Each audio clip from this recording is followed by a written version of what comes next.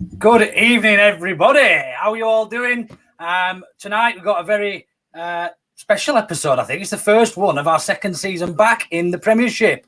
Got a lot to look forward to. We're going to have a little bit of talk about Bielsa and why he's been over at Man City. A bit about Angus and his interview with Square Ball. We're going to talk a little bit about that fucking terrible Socios coin or Socios or however you're speaking about it. I don't know how you say it. Then we're going to go into talk about Scum and where we're going to go on Scum. How's it going to go at the weekend? Followed by I'm a Stat Man live on the show. How are you doing, Stats? Anyway, firstly. Very good. Very, very, very honoured to be welcome back for the second season. Must have done something right over last season. And yeah, we just couldn't get anybody else, to be honest. But that's about right. Yeah. About right. I'm the cheapest option. And then the old favourites into the hot topic, followed by some predictions. That's the one. So, new video.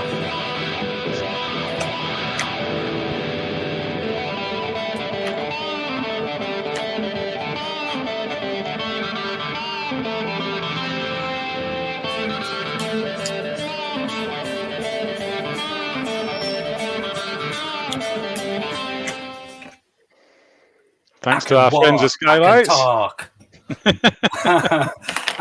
So one thing I did mention actually there in that little bit of a agenda for tonight's podcast, I suppose, is the three lads who did the Three Peaks on Saturday in absolutely horrendous conditions. Matt, well done, and to Bren and Adam who can't be with us. Adam's round of applause. Honestly, mate, I don't honestly know how the fuck you completed that in them conditions. It looked fucking horrible. I wasn't happy with that. Some of those videos, mate, I thought, should I share him? Because he actually looks broken. I didn't want the world to see you like that, to be fair. But yeah, how did it go? Other than, I mean, first of all, well done on raising well over £1,000 for. You got your medal. Well done. Got my medal. There we go.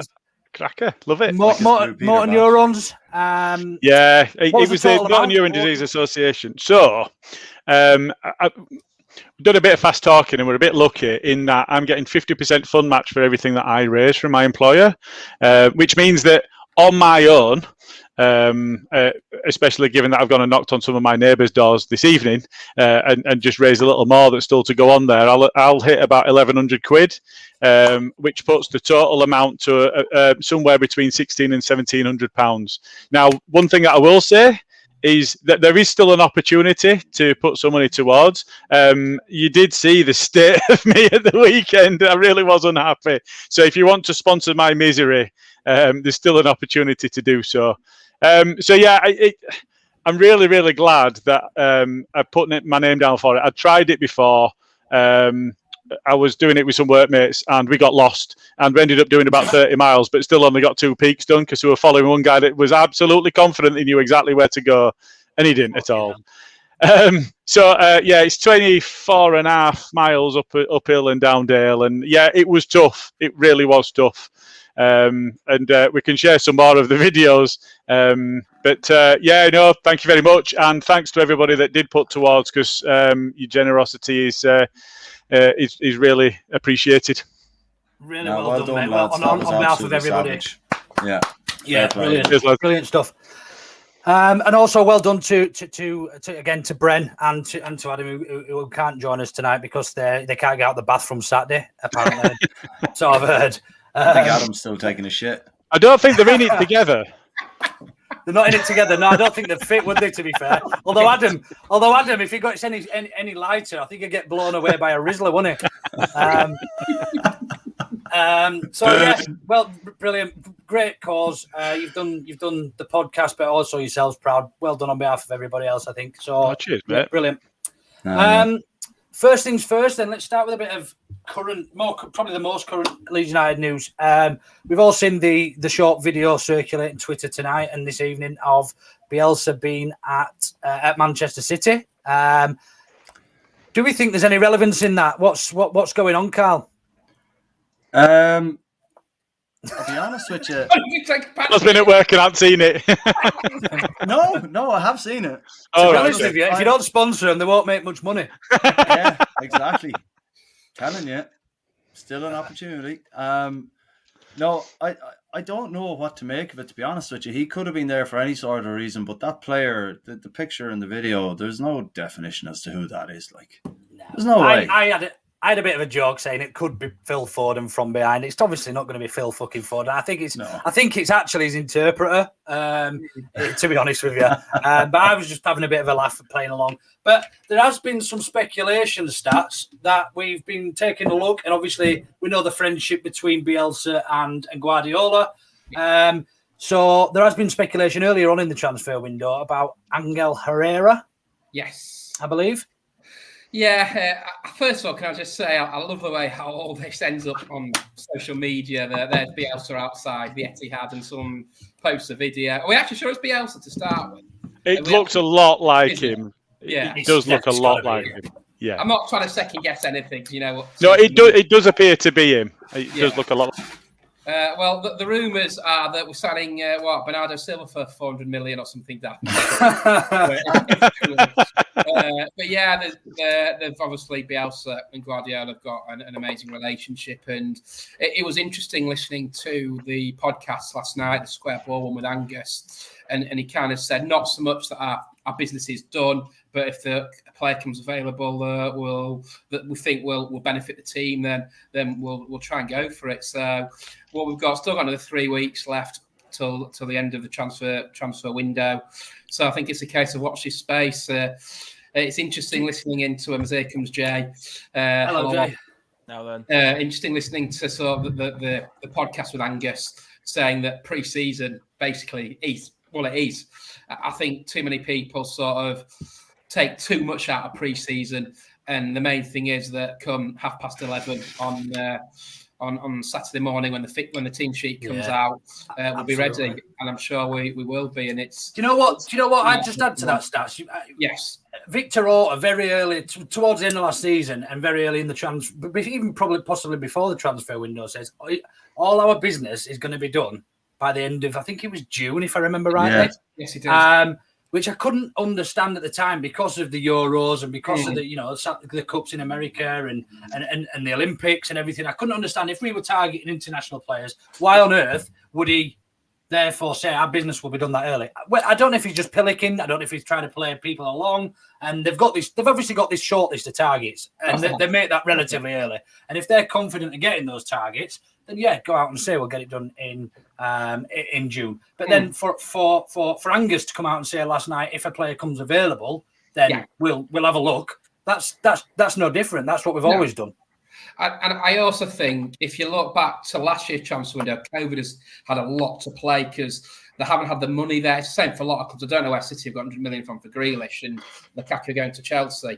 But it's not always easy when transfer windows, especially when there's a major tournament going on. And I think let's see what the squad looks like at the end of August, going into September. But I think we're ready. I think providing Firpo's fit, providing Llorente's fit on Saturday lunchtime, ready to go at Old Trafford. Really. Perfect.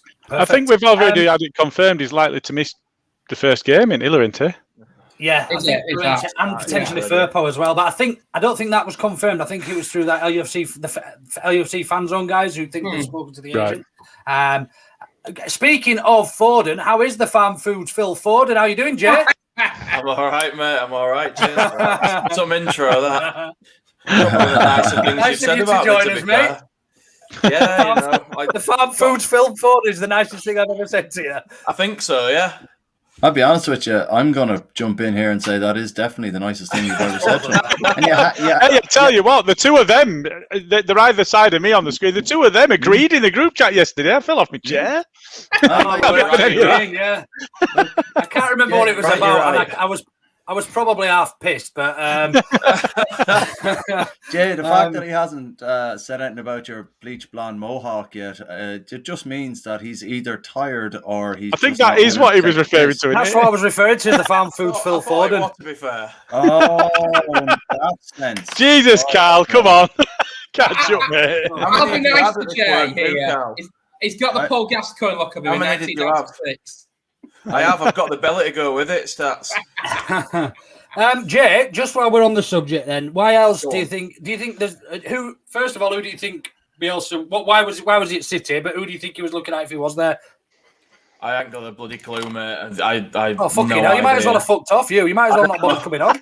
I'm hoping it's Silva, but we all know it probably won't be. But you know, we've been linked with Rangel for is it Rangel Herrera? We've been linked with him for a long time, but it does appear that Bernardo Silva's linked with an English club. That doesn't mean that we are actually in with a shout of getting him at all. But he loves Bielsa. And it's nice to think, isn't it? I like to think that they always say we're going to get this business done early, and the thing about a player becoming available could mean a existing target, you know, that they're trying to negotiate for still. That could mean that. But yeah, I mean, if we got somebody like that, it'd be amazing. And I think that we might have like a budget for one marquee player. I mean, we did talk about trying to sign Cavani and stuff, didn't we, at one point? There must be something we somewhere. did, but the club probably didn't. Well, I don't know. There's a bit of a difference, Jed. Like us football managers. Did Andreas say something about him, that he should come play for us or something? I'm sure he did. You're probably right, mate, but I think realistically, what's he on about 350 grand a week at fucking? He will be now, yeah, but you know, I reckon. I've got to be honest. Very disappointed. Very disappointed that we haven't made a move for Messi. Yeah, me too. Considering we looked at it previously. Adidas would put in for a marquee sign, and we know there's a clause there. Well, if Derby can do it, then surely we can do it. Well, exactly. With that genius Mel Morris. This is the same Derby counter that they're losing 2-0 against Salford. Pretty much. Shannon sticking a two-penny in there. This looks like the worst boy band ever. Somebody's feeling better. Somebody's feeling better. Listen, Amy. Welcome along, your toilet in the background, Shannon. Now we get up and change key and stand on the stools. Anybody else got anything to add on Bielsa? It was definitely Bielsa, and it was definitely the City ground. And if it hasn't been modified, then it's quite obvious that he's there for a reason. Unless he's got to see his old pal Guardiola, which I very much doubt. He's there for a reason, isn't he? If he's at the City ground, Luke, he's done very well to get from Manchester to Nottingham in half an hour. Oh, yeah? You did say the City ground. Point. Oh, we all love a pedantic bastard, don't we, on here? I'm absolutely delighted that I'm delighted someone had the wits about them to call you out on that. You're on one today, you start, aren't you? I'm on form. I mean, so much shit you've been giving me today.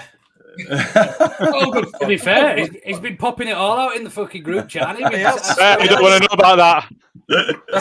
I've missed it. I don't want to know about that.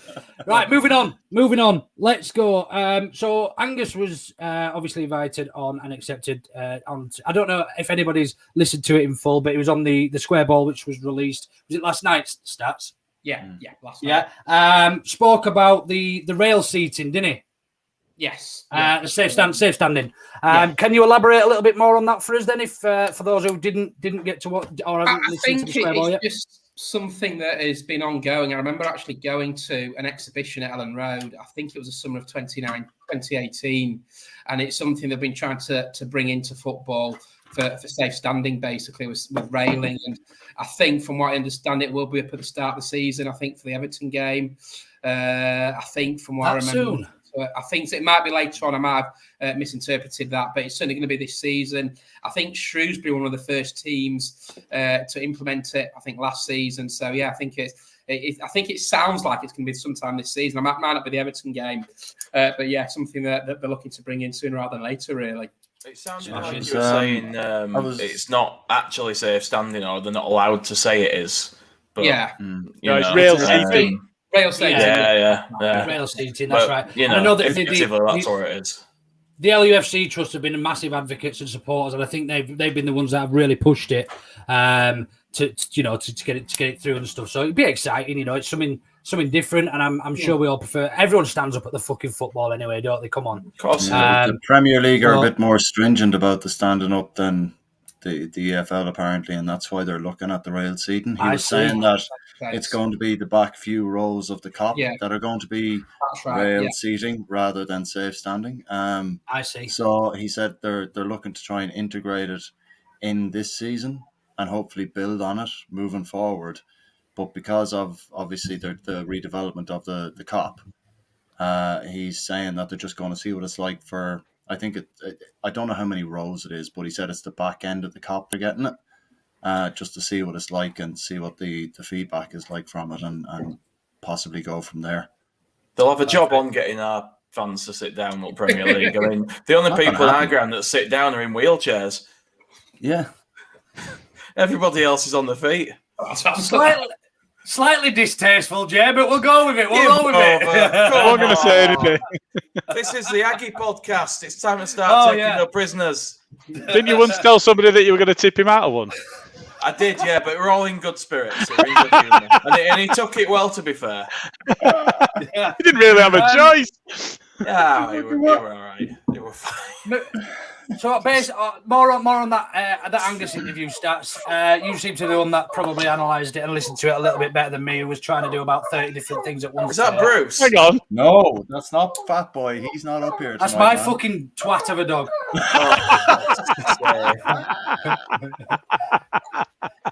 It's like country. You got your chair on its foot or something. I nicked his dinner.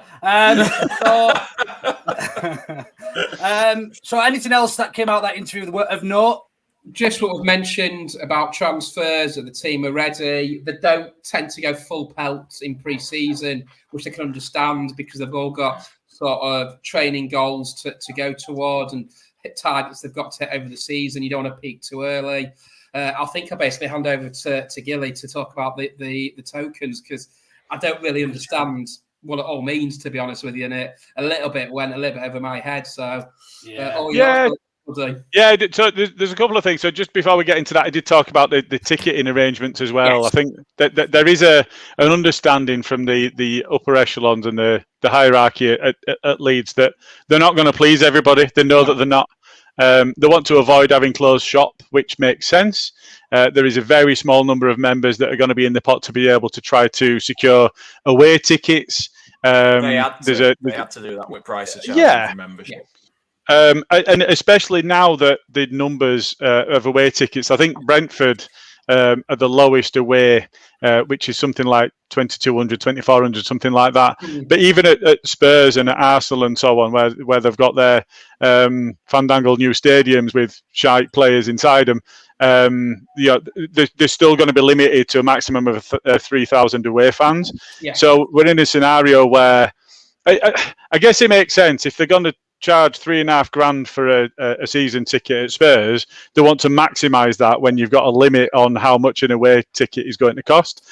So I guess that makes sense from a financial perspective. Still not a man house. Should I bring the Fat Boy up here and just, make it a fucking full party? What's the crack? I'm just waiting for Cat to start now. I'm just waiting. Just get your metal straws out there as well, Jay. We'll make I've got one somewhere. I can go get it. No, please don't. Boy band thing going on then, you know what I mean? Hey, moving on. Sorry about that, Matt. Distracted. So then we've got the socio stuff that's been launched. So the way that the club are touting it is this is an opportunity for fans to be involved in decision making. So each season ticket holder is going to be given a token. So when you're in a position of having a Leeds United token, it means you can partake in polls. Now, the polls that we see other teams. So what constitutes the voting and the polling is driven by the club. So what we see at other clubs is what colour are going to have the team bus, which goal music are we going to play when a goal is scored. So goal music can get in the fucking sea right from the start. That's just in the bin. We're not having any of that bullshit. It's bollocks. But so in effect what we're seeing there is, yes, it's engagement with the club, but it's that sort of engagement that really the fans really care about. I err on the side of thinking that that's really not what people think is important. You look at Atletico, you look at Arsenal, who are ahead of us on this journey through the same platform. And their take on things is very, very negative. What you've got is Arsenal's expected income on an annual basis is below £1 million, but from the initial coin offering, the ICO, their expected income from launching their coin is £2 million. Now, for £2 million, when you're talking about Premier League football teams, that's a drop in the ocean. And to alienate your fans in such a way where you're taking money from them, putting a small amount of it into the club and a large amount of it into the platform owners' pockets, that's just wrong. All you're doing there. So in effect, if I talk about it really quickly and put it in terms that people that aren't into crypto will understand, it is in effect, there's an expectation that fans will buy more tokens because it's related to Leeds. Fans see that money, some of that money is going to the club and etc. What you also find is initially, while there is a demand for tokens, investors will also buy tokens, and that drives the value up. So while there is a relatively low number of tokens available, the more that are purchased, the higher the value becomes. What you then find is that value increases and increases and increases over a short amount of time while investors and fans buy. Fans don't tend to sell those tokens because then you lose actually the reason for buying them is to be able to have engagement with your club. So the price goes high, investors buy, investors sell, fans don't. So investors get to sell high, and then the fans have actually bought things at a higher premium and now are worthless. They're worth pence on the pound, whereas before there might have been more than that. So in effect, what they're doing is taking advantage of the fans' desire to engage with their club. And the love and the passion for the club, effectively. It's not, and it could be, it's not, I mean, Joe Wayman pointed out, I mean, what he was saying, thanks to everybody who's highlighted this, because he would have been one of the suckers that had bought some of these extra tokens and coins. And it's targeting those people that potentially either know too much or not enough about it. So the people who know too much are probably going to invest and sell at the best point, and it'll be great. But it's also inviting external people, as you rightly said, external investors and cryptocurrency traders to actually make money out of our fans. Yep. It's very, very, very cynical. Absolutely, completely wrong. Thing is, they haven't told people that they could potentially lose money as well as just have their say on. I mean, you're absolutely right. The one thing that I said on Twitter is before you engage with any of this, do your research, because it's stocks trading. People have made themselves millionaires and billionaires out of trading stock. Yeah. But the man on the Clapham omnibus, the average man in the street, if you don't do your research, it's just a way to just throw your money away. Yeah. You need to do your research, and that's the important element. Like a lot of people that I know we're talking about now, but just like a lot of people have been saying that they've been referencing the football index thing that happened for a while and comparing it to that. And I think a lot of people, like myself included, I know a little bit, I don't know a lot, but I think you should, like Gilly said, make sure you know what you're putting your money into before you. Absolutely. Like it's all good and well, Angus saying, it can be, you can put coins in, buy tokens to name the training pitches. But people don't understand that token then is going to, you've put money into the club. Are you going to see that back? Probably not. And the chance, the chances are you could be looking, and this, just to add to that, I invested into the football one not so long, a couple of years back. Football index. Football index, that's right. Yeah. I invested into that, not heavily. I was probably a few £100 deep in it, and I just wasn't really doing much with it. And I ended up taking all my money out, and I think I made about £100 profit or whatever, and which was really great. I was chuffed.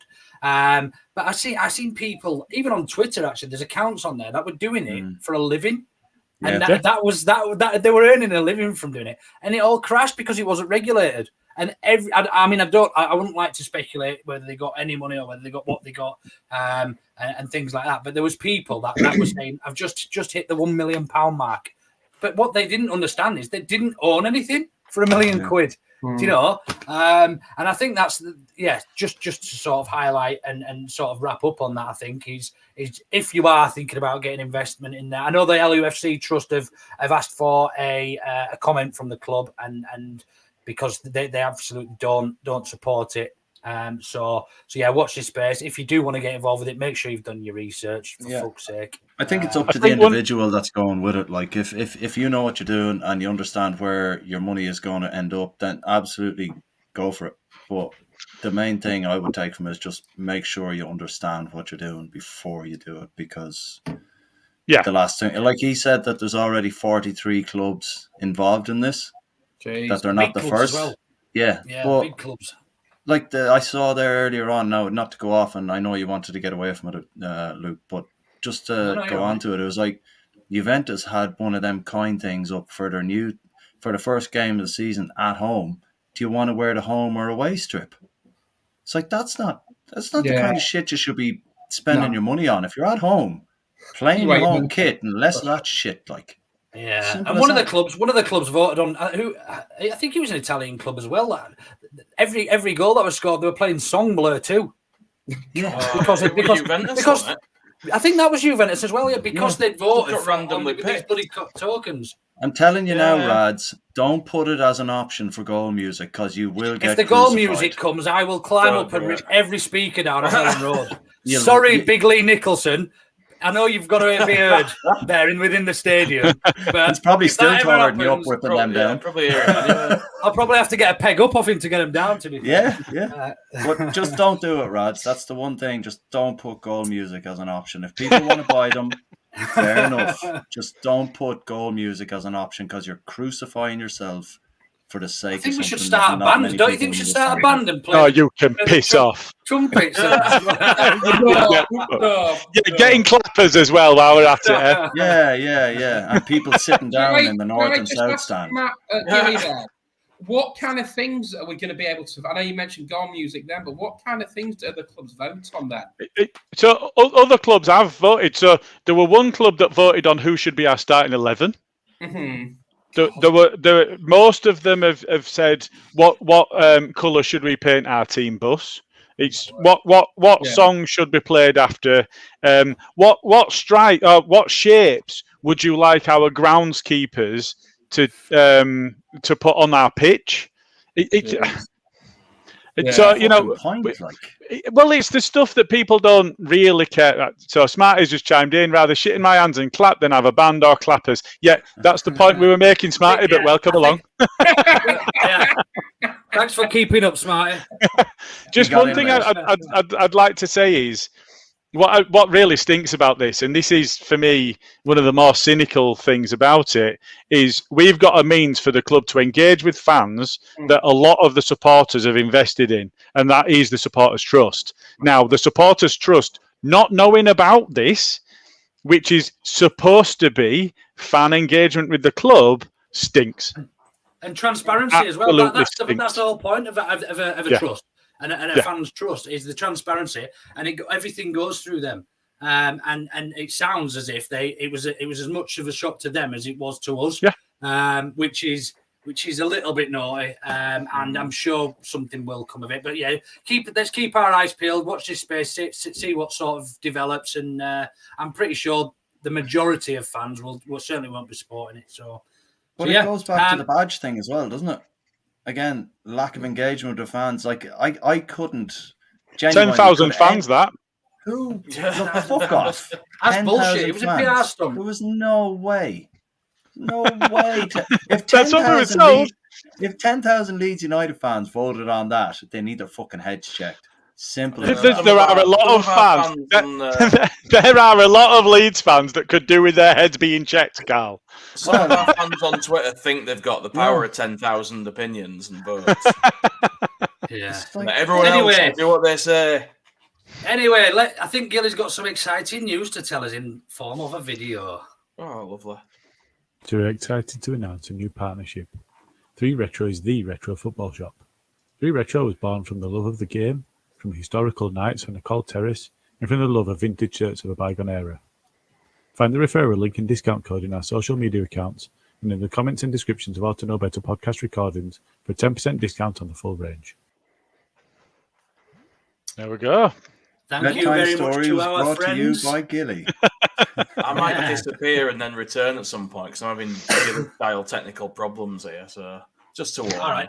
Fuck off. My laptop. Fuck off. My laptop decided not to recognise its charger. So I'm only kidding, Jay. We're like that. Type me and you now. we are all good, mate. We're all good. Anyway, we're going to get on to the best part of the podcast tonight, the bit that we're all looking forward to. We're going to talk a little bit about the game on Saturday lunchtime against that fucking red scum from over the Pennines.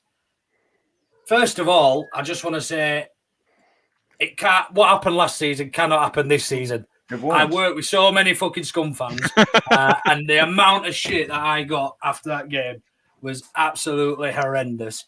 So yeah, I mean, Gilly, I'll probably come to you first. Well, what? First of all, how do you rate our chances based on pre-season? I suppose is probably a good starting point.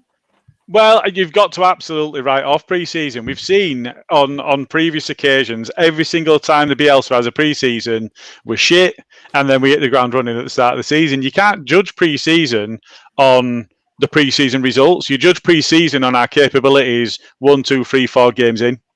So that's the first thing I'd say is if you cast your mind back to that Stoke game, we'd been panned the 2 games before that. Yeah. So as Stats said early on in guess you haven't seen the bookies odds. Well, that said, they have just bought Davy Crockett's hats back.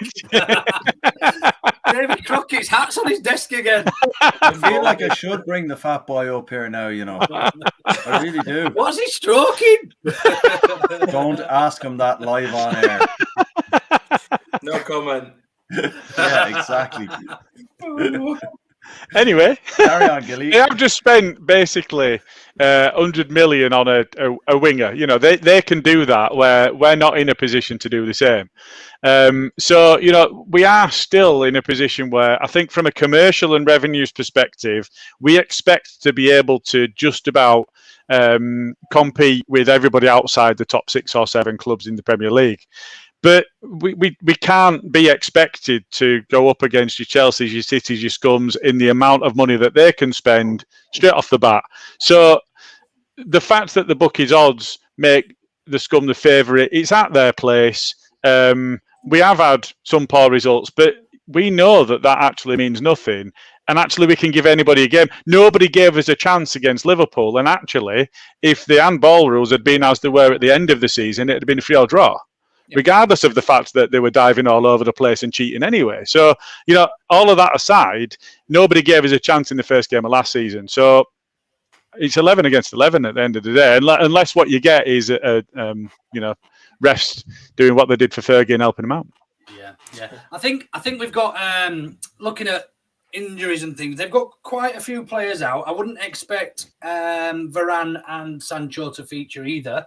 They've only just started training, I think, this week. They've got Cavani's injured. I think Rashford's just had an operation on his shoulder. So they're relatively, in terms of their best, probably 11, they're relatively lightweight. Now, I know Firpo's a doubt, as is Llorente, which obviously puts us on the sort of on the backhand as well. But Carl, how do you think we'll line up? What do you think his starting 11 is going to look like? Do you think he's going to go attack? I mean, we know what he's going to line up, but do you think he's going to go 5 at the back, or do you think he's going to play 4? I think he's going to stick with the 4, and I think the way it's been going in pre-season, I think Koch is going to start this game. I think Calvin will come on at some point, but I do think Koch's going to start this game. Just simply think Calvin will start or not. I think it'll be Koch is going to start. I think Koch, even though we obviously we look at the pre-season and we kind of like, yeah, it doesn't really matter. We've had shit pre-seasons all the time, and even in pre-season, like after the second season of Bielsa, none of the players looked anything like they were in the first season in pre-season. So no. I think the fact, regardless of whether Calvin has been away on international duty for as long as he has and needed the rest or whatever, I still think Koch he will start. Do you want me to say it? I think Koch will be put in from the start. This How's podcast turns into a fucking farm or a zoo, doesn't it? After like 8:30, everyone's animals just come out and start fucking taking over. I think you're quite right. I think he's played cock in midfield for a reason for the majority of pre-season. But there's also the other side of it that Llorente could be out. So, it just like Cooper hasn't started that many games and they got knocked out in the first round of the Euros. So he's had a good break. If he's not been playing a curveball and starts for sure. Oh man, wait until he throws the curveball and doesn't start anyone and still expects to win. But it's like I do think Cock will start just strictly because of the length of time Calvin played at the Euros. Yeah, fair point. And I have his a lack feeling of game time in pre-season. I have a feeling that Dallas is probably going to start left back as well. Firpo likely to be out, which then leaves us with the midfield. Then how do we line up in midfield? Do you think, Jay? Thanks for coming to me when I just took a bite of something. Who's eating on the podcast? I've not had any tea, you twats. I come straight on here because I'm all about the pod. Whose fault's that? Works. I thought you were working fucking Burnley. It's shite, mate. I don't know what we're going to do in midfield. I think Click will probably start, to be fair. I think it probably will be Cock in the middle, depending on who's fit for defence. I hope that we don't see Costa because he's been so bad in pre-season. I know we keep saying, it doesn't matter, but... He's not just been bad in pre-season, he's been bad since we left the Championship, to pretty much. And it looks to me like Bielsa's been giving him ample chance to prove himself and he's failed. It looks like he believes in him, doesn't it? I hope not. I hope he's just giving It looks like he really does believe in him, though. He's almost saying, do what you do on a pitch, like what you do in training, and show everybody, because I'm giving you fucking 99 minutes a game to fucking play. The fact that he's played all these games makes me think he might start. Yeah, I hope not. They trialled him up front, didn't they, in one of the early pre-season friendlies? I think that when we were at Blackburn, I'm sure it was. I mean, I'm not ever going to judge Bielsa because he knows his shit. He's not daft, you know what I mean? And what he sees is something that no other football manager or coach sees. Not allowed to say that. I say what the fuck I want. This is now. No, Twitter kick your hole. Oh, Jesus Christ. Don't say I trust Bielsa on the board. Oh, for fuck's sake. Yeah. Going to get his fucking rosemary beads out in a minute. Fucking hell, I'll do the 5 decades of the rosary, the fucking that kind of thing. So yeah, I have a feeling it probably will be Cook, Click and Rodrigo in there, with Dallas starting at left back, potentially. And then obviously Bamford, Harrison and Raf. With the do you think Rodrigo sitting behind the pair? The three up front? Yeah, I think he'll sit behind, as he normally did, play sort of a 10/8 role where he gets forward a bit more. Can I throw it at the group there at the moment? I quite like Bamford in the sense that he has a lot of skill for a striker who does, normally strikers just straightforward, bang it in the goal, do what you do. But I think Bamford has that ability to play that 10 role. Does anyone else think that maybe we should have like a rotating kind of front two between him and Bamford, and maybe because Bamford can play in there, like he can play in that pocket and he can find them through balls, which we've seen over the last 2 or 3 years. He finds them little spaces, and he played a few through balls there last season where you're like, he doesn't look out of place in that 10 role. So maybe the way to accommodate them both is just to have them rotating and just work how they press at the same, in their different positions each time. I don't know if we're making it a little bit, I don't know if we're potentially overcomplicated. It's a great shout. And I know Bielsa's teams do all sorts of switch and in defence certainly move into unnatural positions for their position. But it's not something that I've ever seen him do since he's been with us, is play a bit of rotation. But I think it's a great shout. I think Bamford would be quite good in that midfield type sort of 10 role, swapping with Rodrigo and alternating. So yeah, great shout. He does like. I think that Bamford's position, just put them both on pitch at the same time. He does. I think that Bamford can play the role that Rodrigo does behind him, I don't think Rodrigo can do what Bamford does up front. I don't think He does a different job up front. I don't think he can, and that's no. I agree. He doesn't. He won't chase. He won't harry in the same way. So Bielsa expects that they'll run the blood to water, and I don't doubt that that's what would be the objective of Rodrigo going on the pitch. But I don't think he's got the same level of capability for the closing and the defending from the front that Bamford's got, because he's got that when others haven't. Did you hear the interview with was it Shelby last season? Yeah, with and Rodrigo was running round and non-stop, just running round in circles. He says, "Will you just stop fucking running?" He says, "I can't. The gaffer won't let me." I was just Gilly. I remember that. Sorry, Gilly. Just to go back to your point there about what Rodrigo doesn't press the same way Bamford presses. There was a video put up of a particular phase of play against Villarreal there, and they made a very good point as to Klich was trying to tell Rodrigo where to press because Klich was moving forward. I don't know if anyone else saw it. I'll try and find it and retweet it. But your point is very valid, Gilly. He doesn't actually press the same way or seem to understand the press that Bamford understands the way the press is meant to be, because Klich was telling him where to be, but Rodrigo was in a more forward position, and then that left us open, where Klich then was left in between their centre back and the midfielder that he was meant to. So your point is very, very valid, where you don't, but maybe the rotation there might be something that they could utilise Rodrigo for, where if he's not pressing at the right time, well, we know then we change, and then you kind of come around and you do it that way. Maybe your point is very valid, and maybe that's a way to kind of look around it, perhaps. Absolutely. I think we're going a little bit off piste here with regard to the Scum game, but no, absolute valid formations and players and stuff like that. That's not going on. By the way, I think Calvin starts. Yeah.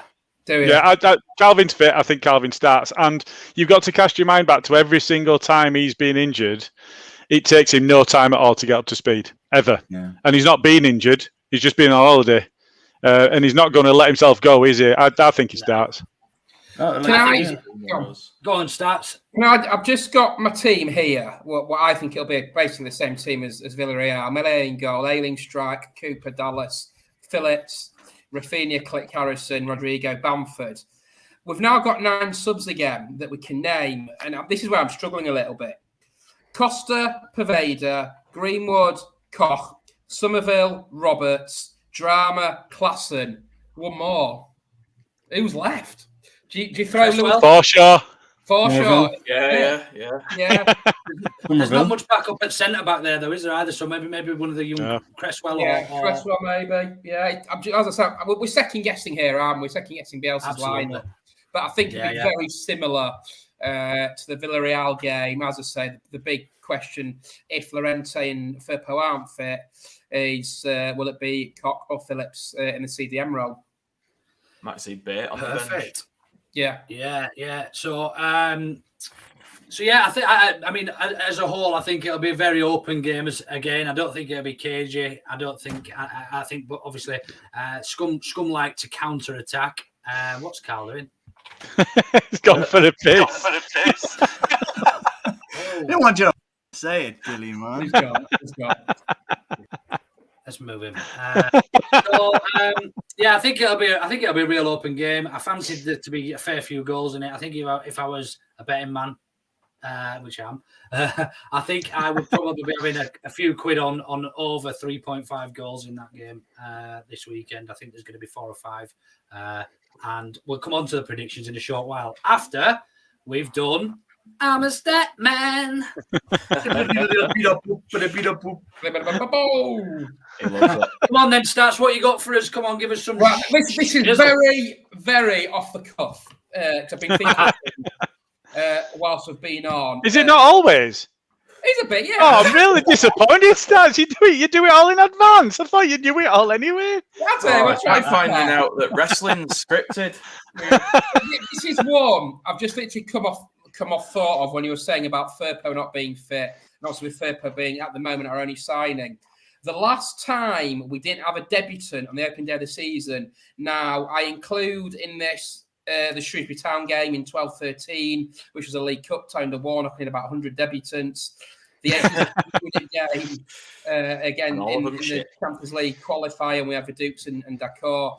You have to go back to 2001-2. On the opening day of the season to fan, we didn't have any debutants then.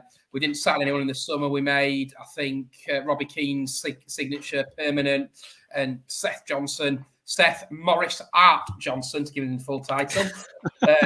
Started from Derby County in October of that year. And then you have to go back to 92-3 to find the last time that Leeds didn't have any debutants on opening day of the season. That's somewhere we signed the late, great David Rocastle, who had to wait till, I think, September to make his debut. And the same with Scott Sellers, again, September, both against Stuttgart, I believe. One that I picked up on, 6,300 days it will be on Saturday since Leeds United last played an away game in front of their own fans. That was on May the 15th, 2004, in a 1-0 defeat to Chelsea. Jesper Grønkjær scored the only goal. And, of course, that was the last game in Leeds colours for a lot of the players, the likes of Alan Smith and Don Macho, because Leeds United got a fucking great goal. He did indeed. If Firpo does play, on the positive side, he'll be the first Leeds United debutant at Old Trafford since Darren Huckabee. Ironically, on the same date back in 1999, in a game lost 2-0. Dwight York scored twice. Other debutants were Jerry Henry in 1932 and Jack Fell in 1926. And the other one I've come up with, we've only ever lost our first away game in the top flight in the Premier League era, so that's from 92, 2004, and obviously last season once. And of course, that was at Liverpool last season. And as Gilly rightly said, had that game not with the penalties decisions, especially with one where it hit Cox's arm and ended up with a draw. So plenty to work on. And of course, we're looking for our first league victory at Old Trafford since February 1981. So take a motherfucking breath, man. And a bow while you're at it. Yeah, great stuff as ever. Some of that stuff is absolutely berserk, and fuck knows how you remember it or know it or get the information even. I'm looking if I can Google how to get to from one place to another without getting the right fucking directions. You seem to be able to fucking dig up the archives from like before the war and that. I try. Yeah. As ever, Stats, our resident stat man here, we're going to try and get him a little bit more of a sexy intro than me trying to do Gatman John.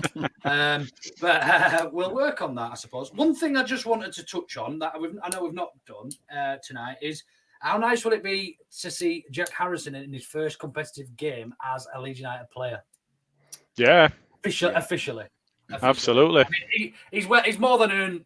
I mean, the years that he was on loan with us, he's more than earned that opportunity, hasn't he, to come and play for us.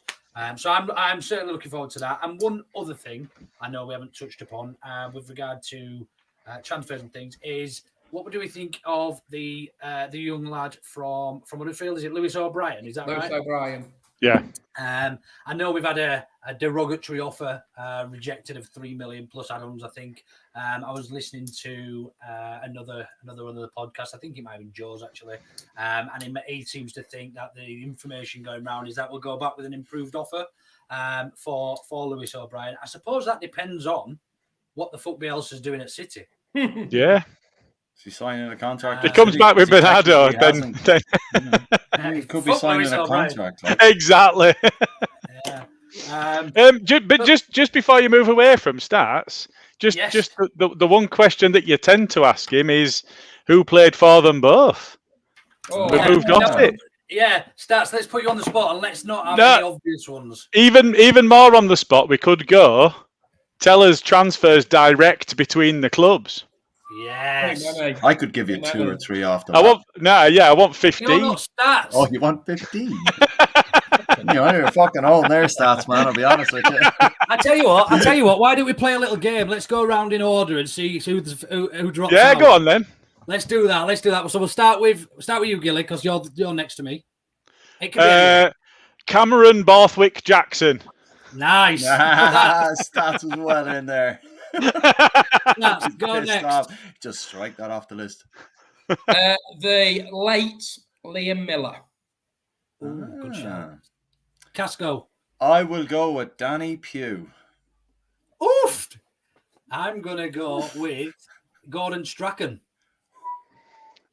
So I'm going to go with the Wankers, Scott Wotton. Who's just signed for Morecambe. Yeah. I mean, the Shrimpers. what a baller. Oh, Yeah. Squad stats. Especially against Watford. One signing that didn't quite work out for some reason or other at Ellen Road. I thought we were quite excited when we signed him. Lee Sharp. Oh, Yeah. good shout. I'm going to go with Johnny Giles. Nice. Fucking hell. Apart from the two obvious, I'm getting stuck, so I'm going to have to go with one of the stupidly obvious. Rio. Well then. Yeah. Yeah. Yeah. So. Oh God, I don't even want to say his fucking name. Yeah. The dirty frog bastard. I'll just leave it at that. Another one we've not said that's quite obvious. Born in Rothwell. Yeah. Against That was my only next one. That was my next one, Stats. I don't appreciate that one bit, man. But I'm going to fucking give you a sucker punch here, lads, and go Joe Jordan. Joe Jordan. Yep. Right then, I think cat's me out, boys. I'm all out of luck. I had time to kick ass and chew bubble. Are you making notes of these stats? It looks like you're making notes. Yeah. How many we got so far? Let me just give me a minute. I think we've got 10 so far. I've got other players who've obviously played for both. Are you out? Are you out, Luke? I'm just having to think, mate, because there's got to be some quite relatively obvious ones that I'm not even fucking thinking. I don't think that. I don't think they're necessarily obvious. There's What another about- one that. What about? Oh no, he's gone. It seemed like you paused there for a second, your video. Like, I was like, eh? Centre back. Dennis Irwin. There you Great go. shout. There you Not Yeah. go. directly. He was a fullback though. Go was from Leeds to genuine. Man He didn't United. directly go, but he did play for the both. Yeah. No, I'm going to go McQueen. There you go. Yeah. I am going to go. Here's one for you. Back in the 60s, Freddie Goodwin played for both. Oh, nice. I tell you what, Stats, you pull them random ones out of your arse all you want. Oh, how are you meant to go after that? Like, who else? Play for us, go and play for us. I don't want to give up, to be fair, but I'm struggling now. I'm struggling. I think I've only got one more. Yeah,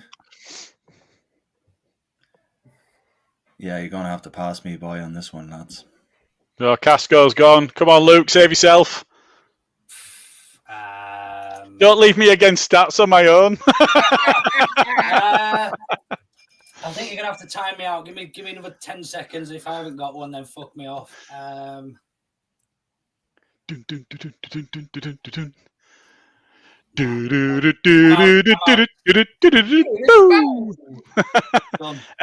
gonna go green off then.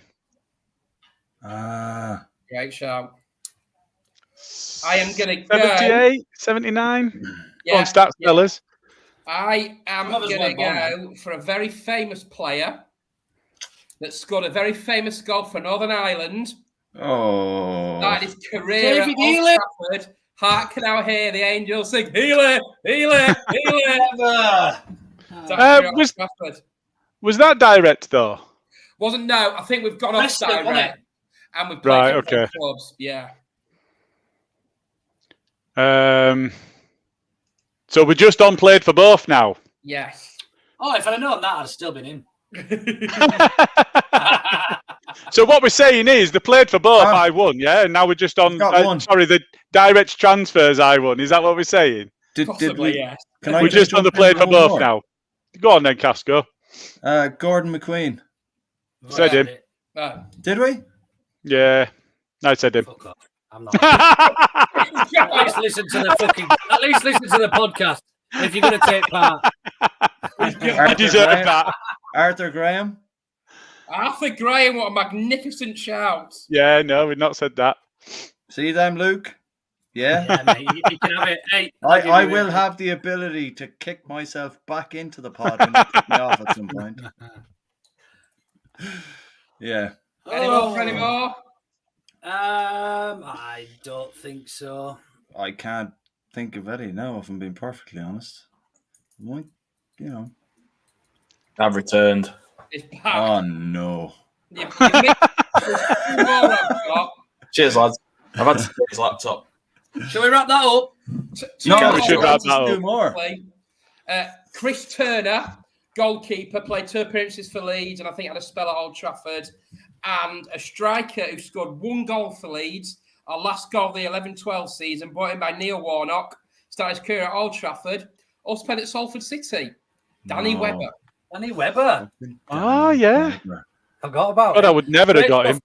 Again, well done, Yeah. everybody. Good knowledge. So look, we're going to move on to the penultimate section of tonight's podcast before we finish off, and it is that famous hot topic that we all love. So I'm going to go around. I'm going to go around you all, and I'm going to ask you to pick who would you prefer to be coaching Leeds United.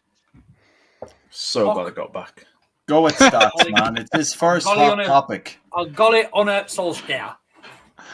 Stats, it's Gilly. you first, man. It's, Just it's say gotta that be again. stats. This is first Golly honour. Golly- topic. Golly on a Solskjaer. Go on, go with stats. It's his first Go on then, go. Stats. First one, It's Stats, his man. debut. So what gotta am I be- doing here then? So basically, what you've got to do, you've got to pick either who you would like to be leading Leeds to the Premier League. If we didn't have Bielsa, and you had a choice of the manager of the next club who we play, who happens to be Scum, and Ole Gunnar Solskjaer, or you've got David Ockaday.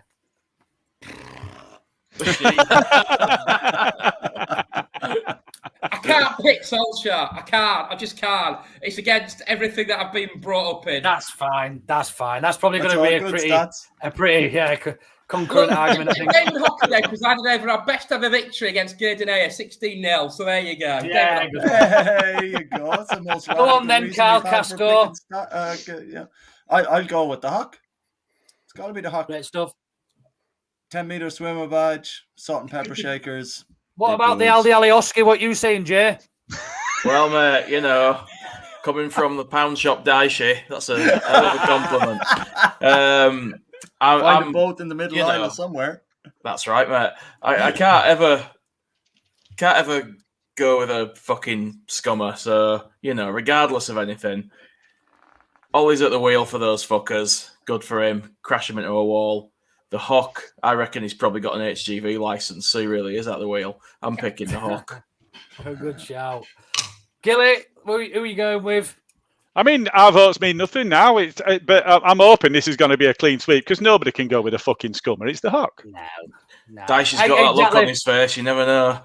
So the reason I'm going for this man is because he has a history of teaching school children.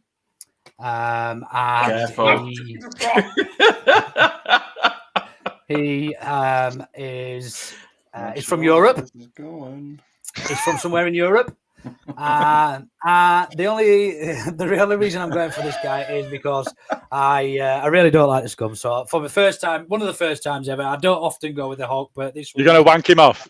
I'm not going to clean sweep for the Hawk. Go on, though. Yeah, go on the Hawk. Right We then, still don't know what that one about.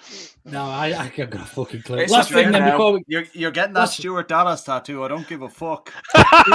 Too right he is. mate, if you can walk around with your hair like that, I'm not bothered what tattoo I got on my forehead. Exactly. There you go. I man. did it. I'm know. sacrificing it. He's doing it. So go for it. All right, I'll take Gail, a hit chill for the out. team here. I'll fucking burn you in a river. I'll see you in the group chat.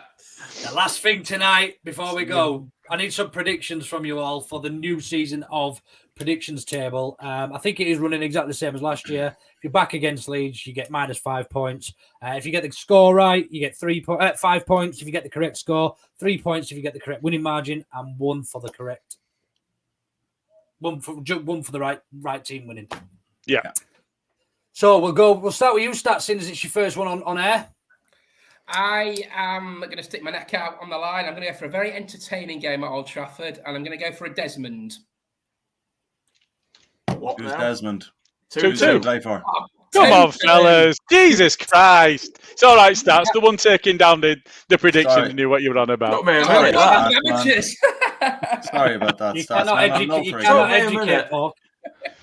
I thought of the bloody thing on Channel 4 when he said it. Cheers, Yeah, man. Yes, the man. barber's Yes, place. man. Yeah, That's Park exactly Way. what I was like. What has Desmond's got to do with bleeding football? Come on, Jay. fellas. Jay, give me a scoreline. It's going to be 2-1 Leeds. Oh, he's got away from his phone.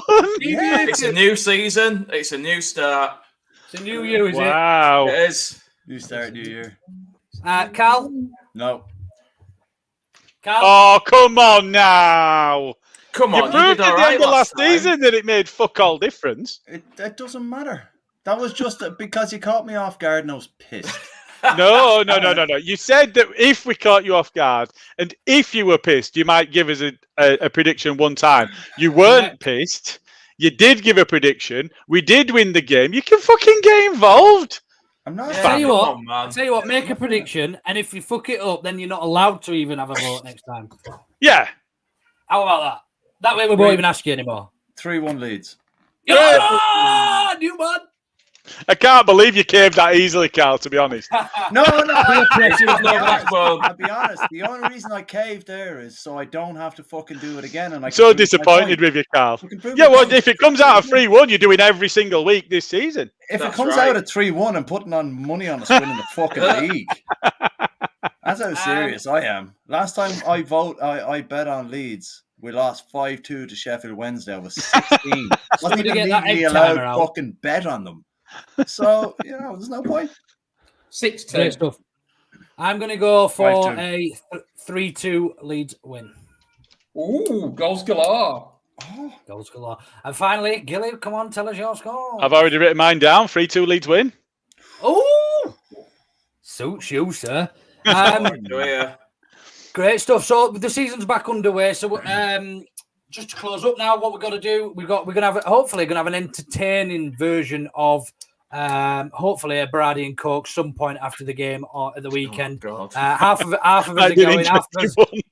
Half of us are looking after kids at birthday parties and trying to watch it while getting pissed in a different room and locking themselves away. And totally not going to the party. And then, so we're going to do our best and try and get something out as soon as possible. It may well be that we have to delay it till Sunday because people are going to be on trains and stuff like that. Carl, you can shake it Some all of you us going fucking to the like. game. Got a mic here, man. I'll fucking bring it with me. Anyone wants to chat, we'll be on there. And we've also obviously got the in off the VAR coming up as well with Carl and Jimmy the ref, but that'll be after a couple of games in this That'll be season. after the Everton game, so we get the Scotland game and the Everton game in, and Jimmy the ref. will Very be back kindly on. decided to come back for a second tour with us, so I look forward to that. I'm predicting there'll be plenty to talk about out of those two games. Yeah, definitely.